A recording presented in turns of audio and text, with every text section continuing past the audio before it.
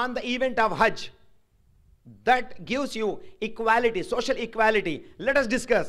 ప్రవక్త మహనీయులు ముహమ్మద్ సల్లల్లాహు అలైహి వసల్లం వారు తెలియజేస్తున్నారు, నలుమూలల నుండి వచ్చినటువంటి వారందరూ కూడా నుంచున్నప్పుడు వారి కోసం అల్లాహ్ సుబ్హానహు వ తఆలా యొక్క ప్రవక్త మహనీయులు ముహమ్మద్ సల్లల్లాహు అలైహి వసల్లం వారు చెప్పినటువంటి సందేశం మనందరికీ ఎంతో అనుచర యోగ్యము. మరియు ప్రళయం వరకు కూడా మనుషుల్లో తారతమ్య భేదాలు లేకుండా చెప్పబడేటటువంటి విషయము.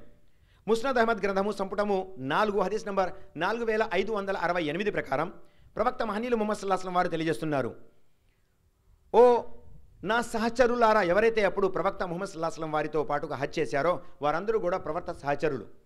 వారిని ఉద్దేశించి ప్రవక్త ముహమ్మద్ సల్లల్లాహు అలైహి వసల్లం వారు అంటున్నారు, మీలో ఉన్న దురాచారాలన్నీ కూడా నా కాళ్ళ కింద తొక్కివేస్తున్నాను.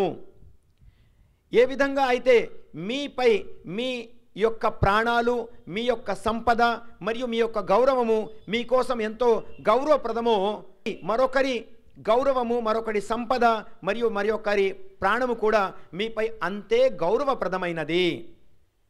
నల్లవారిపై తెల్లవారికి ఎలాంటి ఆధిక్యత లేదు, తెల్లవారికి నల్లవారిపై ఎలాంటి ఆధిక్యత లేదు. అరబ్బులకు అరబ్బేతరులపై ఎలాంటి ఆధిక్యత లేదు, అరబ్బేతురులకు అరబ్బులపై ఎలాంటి ఆధిక్యత లేదు.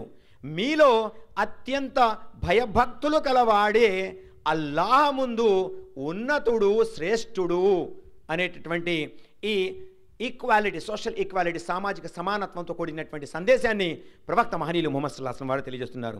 ప్రపంచంలో నేడు చలామణిలో ఉన్న అనేక మంది మానవీయ విలువలను పాటించేటటువంటి వారందరికీ ఈ ఒక్క సందేశము ఇస్లాం తెలియజేస్తుంది.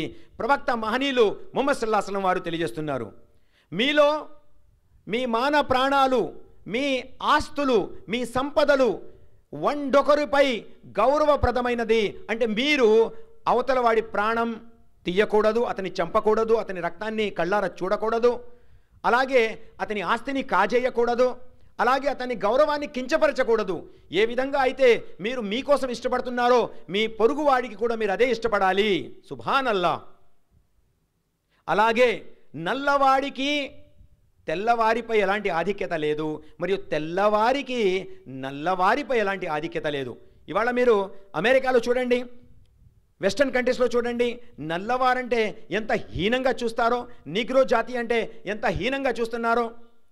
నేటికి 2024వ సంవత్సరంలో కూడా ఇలాంటి ప్రోకడలను మనం మన చుట్టుపక్కల చూస్తూ ఉంటాం. మిత్రులారా, ఏ దేశం అయితే అత్యంత సాంకేతిక పరిజ్ఞానం పొంది ఉన్నదో అలాంటి దేశంలో కూడా నల్లవారు వివక్షకు గురవుతున్నారు.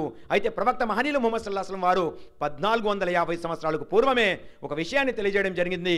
ఈ విషయము ప్రళయం వరకు కూడా నిస్సందేహంగా ఇస్లాం అనుసరిస్తుంది. మిత్రులారా, దీనికి చక్కటి ఉదాహరణ ప్రవక్త మహనీయులు ముహమ్మద్ సల్లల్లాహు అలైహి వసల్లం వారు ఎప్పుడైతే హజ్ కోసం పిలుస్తున్నారో, అల్లాహ్ యొక్క గృహాన్ని సందర్శించడానికి వచ్చినటువంటి ప్రతి వారికి సమానమైనటువంటి మెసేజ్ ఏమిటంటే, మీలో ఎవడో ఉన్నతుడు కాదు, ఒక దేశ అధ్యక్షుడైనా ఆ దేశంలో చేసే శ్రామికుడైనా అల్లాహ్ ముందు సరి సమానమేను.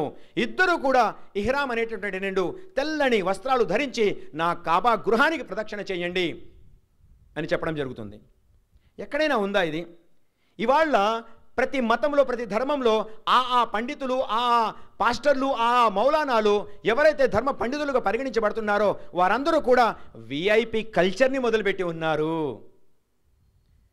ఎవరైతే డబ్బున్న వాళ్ళు వస్తారో, ఎవరైతే నాయకులు వస్తారో, ఎవరైతే దేశ అధ్యక్షులు వస్తారో వారందరికీ సపరేట్ కార్నర్ ఇవ్వడం జరుగుతుంది.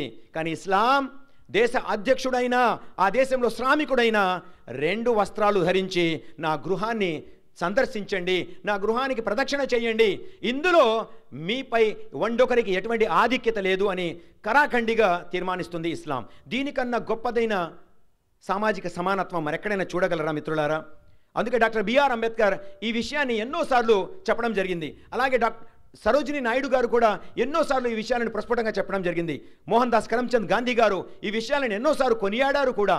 ఇస్లాం సమానమైనటువంటి హక్కులు ఇస్తుంది అనడంలో సందేహమే లేదు. ఈ ఒక్క ధర్మం మాత్రమే ఇలాంటిది అని అనేక మంది ప్రపంచ వివేకవంతులు కూడా ఒప్పుకున్నటువంటి విషయం ఇది. అదే ఇస్లాం చెప్పేటటువంటి హజ్.